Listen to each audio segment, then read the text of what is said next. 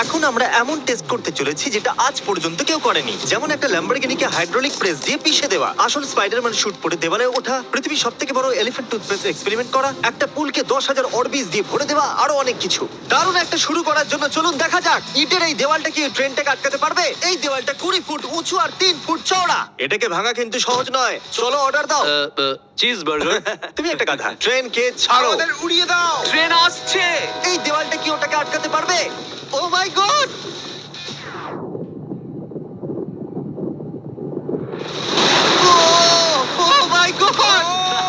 যদি এই দেওয়ালটা ওটাকে আটকাতে পারেনি, কিন্তু এর পরের ভিডিওতে আমরা দেখবো 5টা ট্রাক কি ওটাকে আটকাতে পারবে। আমাদের এই পরের এক্সপেরিমেন্টের জন্য আমরা কিনেছি একটা কার আর বানিয়েছি বড় একটা র্যাম্প। আর দেখবো এই গাড়িটা কটা বাসের উপর দিয়ে লাফাতে পারে। তাহলে বড় এই কারটা কটা বাসকে পার করবে?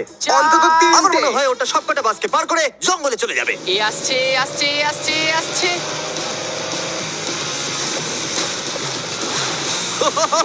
না, ওটা বাসটাকে চিড়ে দিয়েছে। এটা দারুণ হয়েছে। এটা তো ফাস্ট অ্যান্ড ফিউরিয়াস এর মতো ভাই। আর এবার এটাকে করা যাক একটা জেট ইঞ্জিন লাগিয়ে। হয়তো আমি বলতে ভুলে গেছিলাম, প্রথম গাড়িটা ট্রায়ালের জন্য ছিল। এটা হলো আমাদের আসল এক্সপেরিমেন্ট।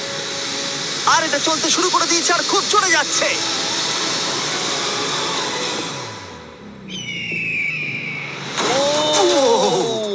এটা বাসটাকে উল্টে দিয়েছে। একবার ও, দেখো তো। ওয়াও, এটা বাসটার ভিতরে ঢুকে গেছে।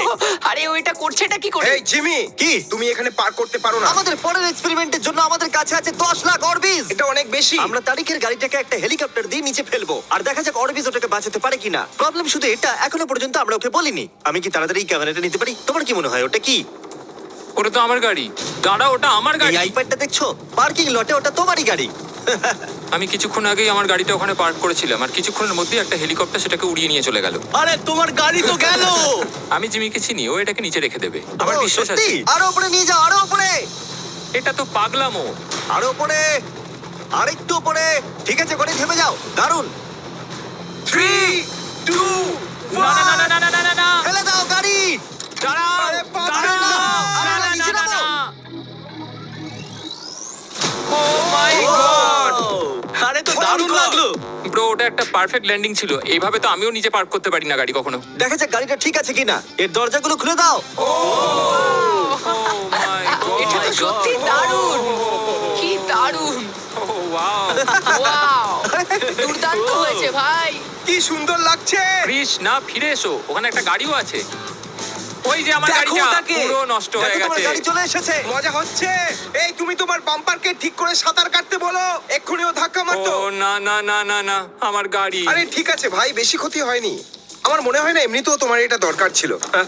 এটা তো জঞ্জাল হয়ে গেল।